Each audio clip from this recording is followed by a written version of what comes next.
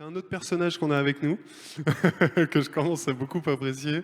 À chaque fois, beaucoup de franchise. Et en même temps, je pense qu'on n'a pas le choix quand on est comme toi, à vouloir casser des monopoles, des marchés aussi gros, aussi forts, du diamant. Parce que du coup, tu es le fondateur de Courbet. Ouais. La plus première, alors je ne sais pas si c'est la première, celle qui est la plus visible, tu nous diras certainement, mais qui met en avant le diamant fait par machine et qui ne va pas, alors je ne sais pas si... Ah mince, ça a bugué. Heureusement que j'ai pas de truc bizarre sur mon ordi. Attends, je la relance. Alors on va s'arrêter sur cette image. Tiens. Je vais te demander de nous commenter cette image pour bien comprendre Ok. pourquoi tu es là. Alors bonjour, pardon. Bonjour. Ça, c'est une mine de diamants. C'est une mine de diamants. Les mines de diamants, il faut savoir que c'est les plus gros trous faits par l'homme sur la Terre.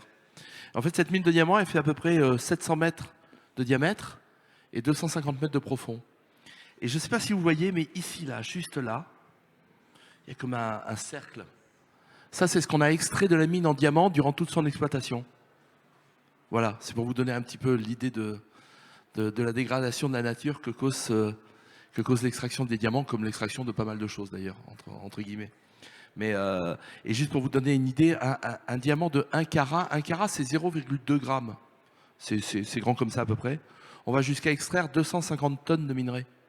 250 tonnes, c'est 3 Airbus, 3 avions. Voilà, pour vous donner une idée. On n'est pas là pour vous casser le moral. Mais justement, Manuel est là pour nous montrer qu'il y a d'autres façons de rendre le diamant désirable. Et bah, voilà, je vais te demander ce que tu as fait pour contrer ça, du coup, pour ne plus faire des trous. Non, en fait, donc Courbet, quand on a créé Courbet avec Marianne, mon associé, l'idée était relativement simple. C'était de créer la première joaillerie écologique de la place Vendôme. Alors pourquoi écologique? Parce qu'effectivement, on utilise ces diamants-là, et je vais vous expliquer un petit peu ce que c'est. Et on utilise de l'or recyclé qui vient de vos téléphones portables et ordinateurs. Il y a plus d'or au-dessus de la Terre qu'en dessous de la Terre, on le sait déjà. Donc autant le réutiliser. Donc ça, c'était l'idée de base. Et c'est vrai que quand on veut créer une marque, et notamment dans le luxe, et si on veut la créer écologique, très souvent on est obligé de faire des compromis, que ce soit sur l'esthétique ou la qualité. Or là, c'est de l'or et des diamants, et pas autre chose. Et donc pour revenir sur ces diamants, le diamant, très rapidement, c'est du carbone. C'est 100% du carbone. Ce carbone, il y a des millions d'années sous terre, emprisonné dans le magma terrestre, sous haute pression, haute température, il s'est cristallisé en quelques heures et est devenu le diamant que vous connaissez. Ensuite, il a fallu des millions d'années pour que ça remonte au-dessus de la Terre. Mais on s'est aperçu que si on faisait exactement la même chose dans un laboratoire, c'est-à-dire qu'on soumettait ce carbone sous haute pression, haute température, et bien il se cristallisait de la même manière et devenait du diamant de la même manière. Et quand on fait du diamant en laboratoire, on le fait avec la même incertitude de résultat que la nature. Ça peut être très très beau, mais ça peut être dégueulasse. Donc voilà, et ça on ne le maîtrise pas. Et donc l'idée de base était là, et moi j'ai découvert ce diamant-là il y a maintenant 7-8 ans. Moi je dirigeais une autre marque de luxe qui s'appelle Poiret, et en fait, c'est un de mes fournisseurs, un type qui depuis 3 générations travaille pour la place Vendôme, un artisan qui me dit écoute, je vais à Anvers voir un mec qui fait des diamants de laboratoire. Ça ne dirait pas de venir? Je dis écoute, oui, moi je veux bien, mais moi je suis pas gémologue, je connais rien. Je suis une pipe. Il me dit mais t'inquiète pas, moi je le suis, donc et tu connais pas Anvers, donc il m'a entraîné dans ce périple. Et on est allé à Anvers et on a vu ce diamantaire, et qui est devenu d'ailleurs un de nos fournisseurs. Et ce diamantaire filait des diamants à mon pote. Mon pote prenait les diamants, il prenait son testeur de diamants en disant je suis venu avec mes outils, je voulais pas que l'autre il me fourgue les siens. Et il testait. Puis au bout d'un moment, alors désolé des termes, hein, mais il me regarde et il me dit putain merde. Je dis mais quoi putain merde? Il me dit c'est la même chose. Il me dit moi je vois pas la différence. Et donc voilà comment est venue l'idée, parce qu'en fait quand on est revenu en train d'Anvers, c'est lui qui me dit dans le wagon, il me dit écoute Manu, moi je pense que c'est l'avenir. Je dis tiens, qu'un mec comme ça qui depuis 3 générations travaille pour la place, et ce type de réaction c'est peut-être pas anodin, donc voilà. Voilà l'idée, voilà le Et donc principe. de ce voyage en train, t'en as fait une marque Ouais, installée place Vendôme. ouais. Il se passe quoi entre-temps? Est-ce que toi tu te rends compte à ce moment-là, ce que tu dis ne rien y connaître, mais est-ce que tu te rends compte que d'autres l'utilisaient ou est-ce que c'était vraiment nouveau? À quel moment t'es Alors, arrivé sur ce marché? c'était assez embryonnaire. Alors il y en avait quelques-uns qui l'utilisaient, mais ils l'utilisaient plutôt sur des marques entre guillemets bas de gamme. Et en fait, nous, on s'est dit, mais attends, c'est la même chose. Au contraire, quoi. C'est un produit qui est juste incroyable. Il faut le positionner dans l'autre gamme. Et donc on est venu Place Vendôme. Non pas parce que c'était juste être Place Vendôme, mais c'est vrai qu'il y a une seule Place Vendôme dans le monde et elle fait son effet. Mais on a respecté les conditions, c'est-à-dire que nous, on utilise que le top du diamant, en termes de couleur, qualité, etc. Les artisans, c'est les mêmes qui travaillent pour la Place Vendôme, donc voilà, on était légitime de venir Place Vendôme. Mais l'idée, c'était de positionner ce produit-là en haut de gamme. C'était vraiment un truc important en disant, mais c'est un peu l'exemple de la voiture électrique. Il y a peut-être des débats aujourd'hui, mais en tous les cas, quand la voiture électrique a fonctionné, c'est à partir du moment où Tesla est arrivé. C'est pas par le bas de gamme. Donc voilà, c'est peut-être un peu plus inspirant. D'ailleurs, je pense que un truc qui est important parce que tu me l'as raconté et je l'ai compris et vraiment accepté grâce à toi, mais en fait, le diamant ne coûte pas cher. Non, en fait, oui, en fait, quand on est sur ce sujet-là, on s'attaque effectivement à un oligopole incroyable, qui sont les miniers, qui sont De Beers, Alrosa, Rio Tinto, qui maîtrisent ce marché-là du diamant de mine depuis maintenant quasiment 70 ans. Et en fait, il faut savoir une chose, c'est que le diamant de mine, c'est pas rare. On a extrait des milliards de carats des mines. Ça fait 200 ans qu'on exploite les mines et il y en a beaucoup. En fait, ça, c'est le premier. Et quelque part, je dis souvent aux gens, si vous avez Netflix, il y a une série dans Netflix, c'est un documentaire qui s'appelle Bref ou en bref. Et je crois que la saison 2, épisode 1, c'est un truc sur le diamant et ça explique effectivement tout ce truc-là. La manière dont on a fixé le prix, la manière dont on a fait tout le marketing, Diamond is Forever, etc., etc. La réalité, c'est les images que l'on a vues. Et il y a des films qui ont traité d'autres problématiques liées au diamant, comme Blood Diamond. C'est ça. Mais par contre, cette pierre-là, c'est vrai qu'elle est incroyable. C'est la plus dure au monde, elle a des reflets incroyables, elle a un truc qui est un peu magique. On peut la voir en laboratoire de la même manière. Et très souvent, parce que moi je viens un peu de ce milieu-là, puisque j'ai fait pas mal de marques de luxe, moi j'ai quand même pas mal de potes qui me disent ah, t'es gentil, mais c'est pas un vrai diamant ton diamant. Je dis écoute, ouais, il n'y a pas de souci. Ok, c'est pas un vrai diamant. Mais dans ces cas-là, un bébé éprouvette, c'est pas un vrai bébé. En général, ça calme un peu. Si la personne effectivement répond qu'un bébé éprouvette n'est pas un vrai bébé, on passe son chemin. Pas besoin de continuer. Mais voilà, quoi, on est là-dedans. Donc voilà, on est arrivé en mai 2018, Place Vendôme, et puis on s'est battu, on continue à se battre. C'est pas le plus simple. On n'a pas que des amis, mais en tous les cas, c'est super excitant. Et tu disais que sur l'or, tu avais récupéré de l'or qui existait déjà. Pourquoi ne pas avoir fait la même chose avec les diamants? Puisque j'imagine qu'il y a plein de diamants qui doivent être un peu abandonnés, entre guillemets.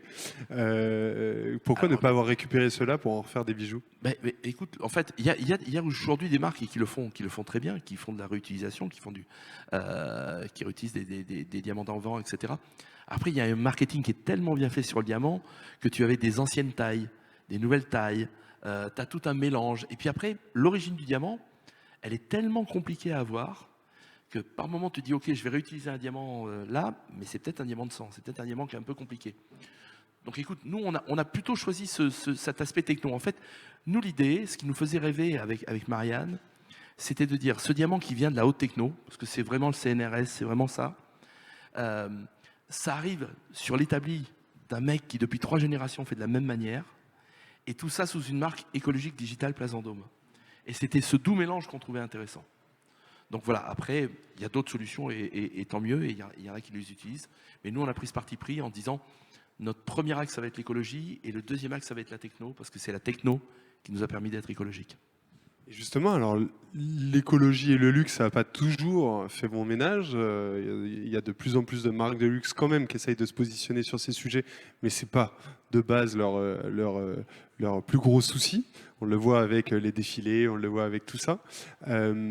Comment c'est accueilli d'abord le discours? Est-ce que tu vas chercher des gens qui avaient l'habitude d'acheter des diamants et qui transforment leur consommation pour des diamants faits en laboratoire? Est-ce que tu vas chercher des gens qui n'avaient jamais acheté de diamants en se disant justement je veux pas financer ça? Et c'était quoi un peu la typologie des premiers clients, j'ai envie de dire? La typologie, elle est assez vaste finalement. Alors, effectivement, et moi, quand je discutais avec mes petits camarades de jeu, ils me disaient, mais de toute façon, ça sera un autre marché, ça sera d'autres clients. Ça, je pense que c'est un beau wishful thinking, si tu veux. Et au final, moi, je vois, c'est les mêmes. C'est les mêmes. Les gens qui viennent se fiancer, ils achètent chez moi plutôt que d'aller ailleurs. Donc voilà. Mais tu as toute une typologie. Tu as des gens qui sont curieux. Tu as des gens qui viennent, et c'est la grande majorité, ils viennent pour ce côté écologique. Juste un tout petit bémol, parce que pour en parler, pour être vraiment très transparent par rapport à ce sujet-là, quand on fait du diamant en laboratoire, c'est très énergivore de faire du diamant. Il faut de l'énergie, d'accord? Nous, on va le chercher où l'énergie est la plus propre. Aujourd'hui, c'est aux États-Unis, et demain, c'est la France. Et nous, on a investi et on a participé à une marque qui s'appelle Diam Concept et qui sera le premier producteur de diamants en France. Il faut savoir que l'énergie est quasiment une des plus décarbonées au monde en France. Donc voilà, mais c'est vrai qu'il faut reconnaître ça, c'est très énergivore, donc il faut faire gaffe. Maintenant, a priori, l'évolution de l'énergie ira vers le plus propre. A priori, ça doit être le cas, donc c'est parfait. Voilà, pardon. Non, non, mais c'est intéressant. Et du coup, j'imagine que le diamant, le diamant de laboratoire, son prix qui a très, très, très fortement augmenté ces derniers temps, non? Non, en fait, ce qui se passe, c'est qu'il faut savoir que, on parlait tout à l'heure de cet oligopole, d'accord? Nous, on est sur un circuit court, c'est-à-dire qu'on s'adresse directement au laboratoire. Dans le diamant de mine, on estime qu'il y a une dizaine d'intermédiaires, avec un marché qui est hyper contrôlé. Et en fait, même si c'est plus cher de fabriquer un diamant en laboratoire que de l'extraire de la mine, c'est à peu près 2 fois plus cher. Et finalement, on arrive à le vendre 40 à 50% moins cher parce qu'on est sur un circuit court, tout simplement. Donc voilà. Maintenant, la crise de l'énergie fait que le prix de l'énergie augmente, donc les diamants vont augmenter de la même manière, oui. Ça, c'est sûr. Et donc, pour en revenir à tes clients, parce que c'est ça qui m'intéresse, quand ils viennent chez toi, c'est quoi leur problématique? C'est je veux une superbe bague à offrir à mon compagnon ou à ma femme. Je veux acheter une bague écologique. C'est quoi la porte d'entrée finalement? Sincèrement, je pense que 75%, ça va être l'écologie. D'accord? 75%. Après, le reste des 25%, tu as un peu de curiosité et puis tu as l'aspect économique. D'accord? Il y a des gens, clairement, et tu vois, aux États-Unis, le diamant de laboratoire est en train d'exploser là-bas parce que comme il est moins cher, il y a ce côté très pragmatique des Américains, quoi. C'est la même chose, c'est écologique, c'est moins cher. Je ne me pose pas 12 000 questions et j'y vais. Et en plus, là-bas, en l'occurrence, par exemple, sur les bagues de fiançailles, c'est plus ce size matters que la qualité. Donc effectivement, pour le même prix qu'un carat de mine, ils ont 2 carats en laboratoire, ça fait la différence, clairement. Mais nous, quand les gens viennent, effectivement, sincèrement, je pense que voilà, les 3 quarts, c'est vraiment sur l'écologie. La bonne surprise est le prix. Et très souvent, moi je le vois, on fait 50% de notre chiffre d'affaires, ça doit être des bagues de fiançailles. Et en fait, ce qui se passe, quand les gens viennent pour des bagues de fiançailles, ils ont un budget. Et finalement, quand ils arrivent chez nous, pour le même budget, ils ont mieux. Ils baissent pas leur budget. Ils favorisent la bague. Voilà. Et tu as déjà assisté ou eu des retours de gens qui se disaient justement, c'est quoi la valeur d'un produit comme ça? Est-ce que ça a vraiment une Ouais. valeur? Est-ce qu'il y a eu des divorces à cause de toi? Des divorces, écoute, j'espère pas. Non, il n'y a pas eu de gens de style. Non, ma femme n'accepte pas parce que c'est un diamant de laboratoire. Non, on l'a pas eu. J'ai eu un jour quelqu'un, parce qu'il avait acheté moins de 1 carat, qui était revenu en disant j'ai un problème, ma femme elle n'accepte pas moins de 1 carat. Et je me suis aperçu qu'elle était américaine. Est-ce qu'il faut Là, changer de femme ou est-ce qu'il faut changer de bague? Alors ma première, très sincèrement, ma première réflexion, c'est de me dire franchement, mon gars, j'ai envie de te dire, t'es mal Ça va barré. être longue. Là, ça va être un peu dur. Non, et puis ensuite, je me suis aperçu qu'elle était américaine. Et aux États-Unis, c'est passé dans les mœurs, vraiment. En fiançailles, à moins de 1 carat, tu l'aimes pas. Ce qui est stupide, hein. Mais c'est un marketing qui est incroyable. Et ça, pour le coup, c'est la fameuse famille, enfin maintenant il y en a un peu plus, mais la fameuse famille qui a le gros du marché, Oui, qui a fait un formidable marketing là-dessus. C'était juste hallucinant. Donc, Ouais. on peut les remercier, même si aujourd'hui, ils nous aiment pas. Ouais. Non. Et du coup, en termes de distribution, donc tu disais, tu voulais être la bijouterie digitale de la place Vendôme. On achète vraiment des diamants sur Internet? Alors, c'est pas le plus simple. On n'a pas pris le sujet le plus simple, en tous les cas, sur le digital. C'est clair. Aujourd'hui, on fait 20% de notre chiffre sur Internet. Ce qui est sincèrement, je pense que c'est une belle performance. Ça dépend sur combien? Ouais. Non, Non, c'est pas mal, c'est pas mal. Mais non, mais en fait, ce qui se passe, c'est que on voulait vraiment venir comme une DNVB, d'accord. Et l'idée, c'est nous, par exemple, on n'a pas de boutique, alors on va ouvrir une boutique, mais on a un showroom. On a le dernier étage du 7 Place Vendôme et on reçoit les gens sur rendez-vous. Euh, mais c'est vrai que le Internet, pour l'achat de joaillerie, en l'occurrence, il y a des pays où ça fonctionne très bien, la Chine, les États-Unis, l'Angleterre. J'ai envie de dire le sud de l'Europe est un peu plus compliqué. Et en France, j'ai envie de dire, c'est encore plus compliqué. Et dans la joaillerie, à la limite, quand tu vas sur des marques un peu connues, on va citer Cartier par exemple, bah déjà tu dis bon, ok, je peux acheter sur Internet, elle est connue la marque, d'accord. Donc ça, et puis à la limite le produit, je le connais, je l'ai déjà vu sur quelqu'un, d'accord. Nous, ils nous connaissent pas, le produit ils le connaissent pas, et en plus on vient avec cette histoire de ce diamant de laboratoire qui est un peu différent, machin, etc. Donc c'est vrai qu'on a cumulé un petit peu les obstacles, mais finalement on s'en sort. Et aujourd'hui, on a une vraie progression sur Internet qui est pas mal. Après, on est aussi aidé par des grandes plateformes de marque, style Farfetch ou Net-à-Porter, qui sont les grands magasins du net, du luxe, entre guillemets, et sur lesquels on est, où ça fonctionne aussi. Oui, il y a des gens qui vous découvrent ailleurs que sur Courbet. Aujourd'hui, la concurrence est forte sur ce sujet et en positionnement luxe. Alors, de toute façon, à la limite, la concurrence, c'est tous les joailliers, donc qu'ils fassent du diamant de laboratoire ou pas de diamant de laboratoire, donc elle est effectivement assez importante. Sur le diamant de laboratoire, il y a pas mal d'Américains, il y a quelques Français qui arrivent, et tant mieux. Donc voilà, mais ça va. Le marché est assez vaste pour vraiment que, oui, en l'occurrence, le soleil brille pour tout le monde. Et du coup, justement, tu vas aller à l'export.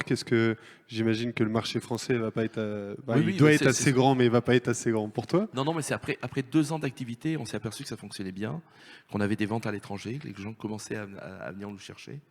Et donc on a décidé d'aller en Chine au départ, parce que c'est un marché qui est extrêmement digital. C'est un marché où il y a une population de Gen Z et de millennials qui est importante et qui consomme. Et c'est un marché qui aime les marques. Donc on a tout préparé. Alors là, on a eu quelques obstacles assez compliqués, notamment le Covid. Donc on a retardé un petit peu ce lancement. Sinon, notre développement, il passe surtout par les plateformes de marques, qui elles ont une audience internationale importante. Maintenant, on regarde aussi le Moyen-Orient, on regarde des marchés assez étonnants, qui ne seraient peut-être pas les premiers sur lesquels on miserait, mais il y a une vraie demande. C'est assez étonnant. Il y a une vraie demande sur des pièces relativement importantes. Et très étonnamment encore, on parle d'écologie. C'est ce que j'allais dire. Est-ce que un ouais, Dubaïote ou un Qatari ouais, tu en va as. parler écologie? Tu en as. Alors je crois que partout, alors peut-être qu'il n'y a pas, il y a pas une population encore assez développée, mais il y en a. Et en l'occurrence, ces gens-là ont aussi des moyens relativement importants. Donc bon, très mieux, s'ils deviennent des leaders d'opinion sur ces sujets-là, franchement, allons-y. Hein. Et justement, donc plus le marché du diamant de laboratoire va se développer, moins cet avantage sera concurrentiel. Enfin, oui, moins ce sera un avantage concurrentiel. Derrière l'avantage concurrentiel, ça sera la notoriété de marque, ça sera les designs, ça sera tout ça. C'est des sujets qui sont, j'imagine, clés aujourd'hui, mais c'est quoi le vrai sujet pour toi d'un point de vue communication? C'est encore l'écologie ou est-ce que ça y est, c'est derrière toi? Tu veux parler d'autre chose, tu veux raconter autre chose de ta marque? Alors, il y a plein de choses dans ta question, effectivement. Nous, on a une phrase qu'on adore, qui est notre leitmotiv, qui est « sans le bien, le beau n'est rien ». Mais on est bien conscient qu'il faut qu'on soit beau. C'est qu'on est dans un domaine où, malgré tout, l'esthétique prime. Donc, effectivement, il y a les collections, il y a le design. Donc ça, c'est une partie super importante. Et c'est vrai que si on doit faire un constat, ça fait 4 ans qu'on parle du diamant. Or, moi, je suis une marque qui utilise ce diamant, mais qui vend surtout des bijoux. Et on a peu parlé des bijoux. Donc ça, je pense que c'est notre prochaine étape, c'est de parler un petit peu plus du design ou de faire connaître un peu plus le design. Mais je pense que l'écologie, elle est, le sujet n'est pas encore fini. Il faut, en plus, c'est un sujet où on n'est pas vraiment aidé. Hein. En l'occurrence, on est sur un marché où il ne faut pas oublier une chose. La plupart des médias qui font connaître ça sont des médias qui sont en grande partie financés par les autres marques de luxe. Et Le même, je te coupe, mais juste le même sujet que pour les petits bidons, tu sais, qui se ouais. bat pour les lessives écologiques. Sauf que le gros problème des médias qui pourraient parler de lui, c'est qu'ils sont en grande partie financés par les lessiviers. Ah, nous, on a eu des vrais sujets là-dessus, quoi. On a eu des vraies batailles, des vraies censures sur le sujet. Donc voilà, donc il faut qu'on se débrouille d'une autre manière. Alors de toute façon, on était né pour communiquer sur Internet, donc tant mieux. Et là, il y a moins de freins, évidemment. Mais voilà, après, t'as des surprises. T'as des surprises incroyables. Enfin, t'as vraiment des coups qui sont. T'as des petits coups bas. Des trucs, un truc. Raconte-nous, on aime les ragots ici. Il y en avait un que j'avais trouvé assez dingue.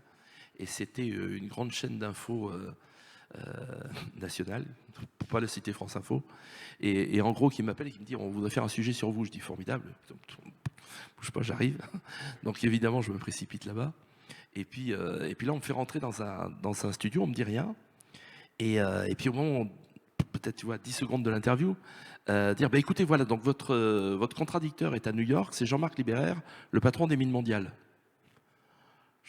Écoutez, c'est formidable, mais je veux dire, moi, j'ai pas de souci, mais vous auriez pu au moins m'avertir, quoi. Donc voilà, ce genre de choses, on l'a de manière un peu régulière.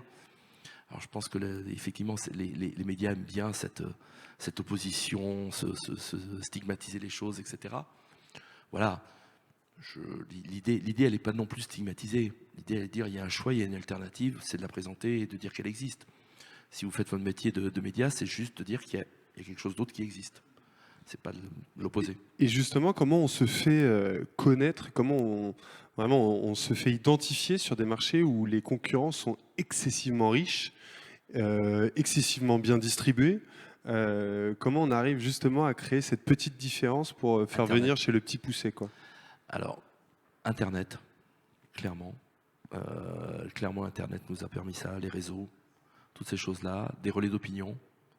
Euh, Après, tu vois, moi, je sais qu'il faudra qu'on passe un jour par une égérie. D'accord. Mais c'est pas facile à trouver. Alors, c'est très cher, mais ça, à la limite, ok, on l'a inclus dans le sujet. Mais il faut trouver quelqu'un qui ait le fond et la forme. Tu peux pas avoir quelqu'un qui est juste la forme. C'est pas possible. Une personne qui serait passée dans plein de marques différentes, et à un moment donné, tu dis, bon, okay, elle s'en fout, elle prend son chèque et elle se barre, quoi. Donc, et c'est pas si évident de trouver des gens qui sont dans ce discours-là et qui vont le porter et l'exprimer. T'en as qui le sont, qui disent ouais, mais enfin, si je fais ça, ça va me bloquer tous les autres. D'accord. Donc ça, on retombe un petit peu dans l'histoire des médias. Et puis il y en a qui ne le sont que de façade. Et cette façade-là, voilà, si c'est juste une façade, pour nous, c'est vraiment problématique. Est-ce qu'il y a des questions? On n'est pas encore arrivé au bout, mais je voulais anticiper. Ne faites pas les timides. Ah. Bonjour, merci pour votre intervention. Est-ce que les autres marques de la place Vendôme s'y mettent au diamant de laboratoire? Alors, le problème, elles s'y mettent de manière un peu dérivée. Nous, juste comme ça, parce que maintenant c'est officiel depuis quelques années, nous on a Chanel dans notre capitale. Chanel dans notre capitale, depuis le début de l'histoire. Et en fait, la réflexion, elle est relativement simple. C'est très difficile de faire cohabiter ce diamant-là et l'autre. Il y en a un qui stigmatise trop l'autre. S'il y en a un qui est écologique, ça veut surtout dire que l'autre ne l'est pas, et c'est le cas. Et en plus, il est moins cher. Donc ça fait quand même beaucoup de choses à faire passer aux clients. Et si vous êtes une marque de luxe, aller sur un produit moins cher, c'est pas forcément le discours que vous avez envie d'avoir. Et d'aller sur l'écologie, ça vous pose problème sur tout le reste. Donc la difficulté, elle est là. Et donc c'est pour ça aujourd'hui qu'ils n'y vont pas. Je pense qu'ils viendront à travers des marques comme nous, le cas échéant, sur le sujet. Mais ça viendra. Enfin, franchement, ça viendra. Après, ça sera. Le problème, c'est qu'aujourd'hui, il est très frontal. Le problème, c'est tellement facile. C'est le même diamant. Ça vient avec le même certificat de gémologie. Tout est la même chose. Je pense qu'on pourra peut-être passer cette étape-là le jour où on pourra faire des choses en diamant de laboratoire qui n'est pas possible en diamant de mine. Et là, on sera plus sur une stigmatisation ou une opposition, mais sur un champ créatif un peu différent. Voilà. Et tu penses que ça viendra? Ah oui, nous on y travaille. C'est quoi, faire quelque chose qu'un diamant ne peut pas faire? C'est quoi? C'est des tailles? C'est quoi? Non, c'est pas des tailles. Ça peut être de la couleur, par exemple. Ça peut être des. Alors, c'est pas des tailles, mais des formes. Euh, voilà, je pense qu'on pourra imaginer un jour faire des choses en diamant. Voilà. Est-ce qu'il y a d'autres questions?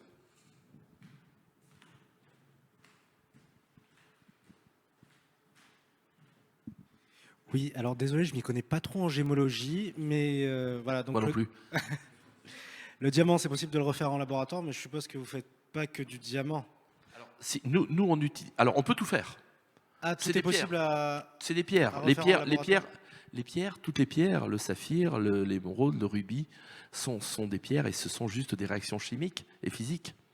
Donc en fait, la différence qu'il y a, c'est que il y a plusieurs choses.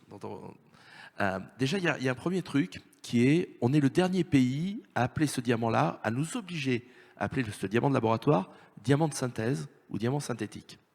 D'accord? Et ce qui est un vrai sujet, parce que évidemment, ça fait faux. Et surtout, c'est faux. C'est-à-dire que la synthèse, scientifiquement, c'est plusieurs éléments que vous synthétisez en un. Or là, c'est du carbone qui devient du carbone cristallisé. C'est comme si vous me disiez, un glaçon, c'est de l'eau de synthèse. Non, ça ne marche pas. D'accord? Donc il y a ce premier truc. Mais les lobbies aiment beaucoup ce terme-là. Ça, c'est clair.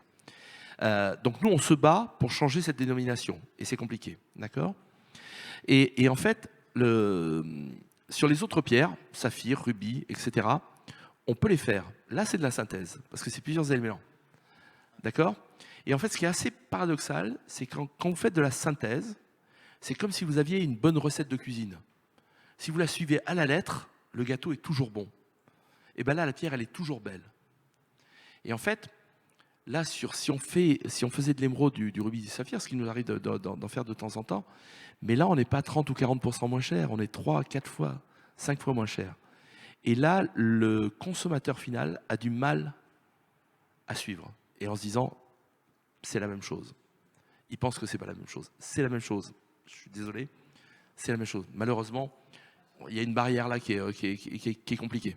Donc c'est à cause du coût que vous faites pas ça, c'est tout. Non, c'est pas à cause du coût. C'est la première chose, c'est que on avait déjà tellement de choses à expliquer avec le diamant que si en plus tu vas sur d'autres pierres et tu vas dire oui mais là c'est de la synthèse, là ça se fait comme ça, etc. On se disait qu'on allait perdre le fil, perdre le client, perdre notre discours. Donc voilà, on a déjà beaucoup de choses à faire sur le diamant. 99% des gens pensent que le diamant n'est que blanc, alors que le diamant il y a de la couleur aussi, il y a du bleu, il y a du jaune dans la nature, hein. Il y a du rose, etc. Donc on va y aller petit à petit. Voilà, tout simplement. Merci beaucoup. Et juste comme ça, ce qui est assez drôle, c'est que le diamant, au contraire, comme il n'y a pas de synthèse dans son process, on a vraiment de tout. C'est-à-dire, pour vous donner une image, une machine va faire une trentaine de diamants. D'accord? Pour faire du 1 carat, elle va faire à peu près 3 semaines. D'accord? 3 semaines de culture, de pousse. On sait d'ores et déjà que sur ces 30 diamants, il y en aura 10 de très beaux, statistiquement parlant, 10 de moyens, et 10 qui ne sont pas utilisables pour nous. Donc, ils repartiront à l'industrie. Parce qu'il y a un gros intérêt du diamant sur l'industrie. Si vous voulez du 2 carats, vous allez augmenter le temps de culture. 4 semaines et demie. Mais là, il n'y en aura plus que 7 de très beaux. Il y en aura 8, 9 de moyens. Et il y en aura 12, 14 de pas beaux. En fait, voilà. Nous, le temps est l'ennemi du beau chez nous. Voilà. Est-ce qu'il y a d'autres questions? Vous êtes bien trop timide. Ah bah voilà. Ouais, mais ça, en fait, ils sont à distance, qui nous regardent, qui ne vous entendent pas s'il n'y a pas de micro. Qu'est-ce qui vous a donné envie J'avais lu un petit peu votre histoire, mais qu'est-ce qui vous a donné envie de lancer Courbet? Alors, il y a deux choses. Un, c'est de découvrir que ce diamant existait. Ça, c'est la première chose. Et donc il y avait ça. Enfin, il y en a trois. Trois choses. La deuxième, c'est de m'être associé avec mon associé qui s'appelle Marianne McMaster, qui est suédoise, qui est la designeuse de tous les produits. Et c'est ce que je disais tout à l'heure, hein, c'est sans le bien, le beau n'est rien. Le bien, c'était relativement facile finalement, mais le beau, j'avais pas le début du commencement. Et quand elle est arrivée dans l'histoire, c'était le beau. Et puis il y a une troisième chose qui va vous paraître un peu bête. Moi j'ai 56 ans. Moi, l'écologie, je l'ai pas vécue comme vous, les jeunes générations. C'est-à-dire, je suis pas né avec. Par contre, mes enfants, oui. Et eux, quand ils en parlent, en gros, c'est plutôt pour nous stigmatiser, nous. Et on se dit, enfin, t'es gentil, toi tu savais, t'as rien fait. Et donc je crois qu'au bout d'un moment d'entendre ça, tu te dis, là j'ai peut-être une possibilité de faire quelque chose, allons-y. Voilà. Et tout ça, c'est pour les enfants, quoi. À cause d'eux. Grâce à eux, grâce à eux. Ça aurait été dommage qu'on n'ait pas Courbet aujourd'hui, place Vendôme. Oui, Tu vois enfin, non, mais je pense qu'il y a un vrai truc à faire, que ça soit Courbet ou d'autres marques, peu importe, mais il y a des solutions. Le problème, c'est que ces solutions, aujourd'hui, elles se heurtent à des gros lobbies d'un côté, Nous, on est à David contre plein de Goliath, et donc dans plein de domaines, c'est ça. Et je pense que de toute façon, ces grandes sociétés ne changeront que si le consommateur les fait changer. C'est le poids du consommateur. C'est pas à l'interne. À l'interne, moi j'ai connu ça. Tu sais, la soupe elle est bonne. Franchement, changer un truc, je vais me faire chier, tu vois, je vais prendre des risques. Quel risque je prends? D'accord? Alors à moins d'avoir, à la limite, un propriétaire de groupe qui à un moment donné va dire, ok, j'ai vu la lumière, j'y vais, et puis j'impose ça, mais sinon ça viendra pas de l'interne. Ça viendra par la pression du consommateur. Ah, donc ça veut dire que toi, ton meilleur allié, c'est le client qui va demain Ouais. aller justement chez Chanel Ah ouais. ou ailleurs et dire vous n'avez pas du... Non, mais c'est clair, ouais. Ouais, c'est mon meilleur ambassadeur. C'est le meilleur moyen de pression. Et ouais, une fois de plus, c'est lui qui va faire changer.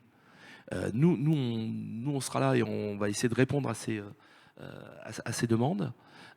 Et il nous pousse, hein. Nous, tu sais, nos écrins, c'est du cuir recyclé, c'est un thé bio, c'est plié en origami. Voilà, on est allé jusque-là parce qu'il y avait quelqu'un qui dit, bah ouais, mais enfin, tu peux pas faire ça avec du carton classique. Et justement, aujourd'hui, enfin, les marques qui n'y vont pas, est-ce qu'ils voient leur marché continuer à grossir? Est-ce que le marché du diamant, j'allais dire naturel, mais non, de terre, est grossi encore? Ou est-ce que justement... T'as raison, parce que je pense que c'est la problématique, elle est là. C'est qu'en fait, il faut savoir que dans le marché de la joaillerie, c'est un marché un peu particulier. 70% de ce qui est vendu dans le monde dans la joaillerie n'est pas brandé, c'est pas une marque. D'accord? C'est le contraire de tous les autres objets. C'est-à-dire que ce soit la maroquinerie, que ce soit les parfums, que ce soit l'horlogerie, où tu as une grande majorité de marques. Et en fait, c'est un marché qui explose. Donc les marques continuent à gagner des parts de marché de manière incroyable. Donc quelque part, ça couvre tout le reste, quoi. Et donc ça les enclenche pas forcément à aller vers ce sujet-là.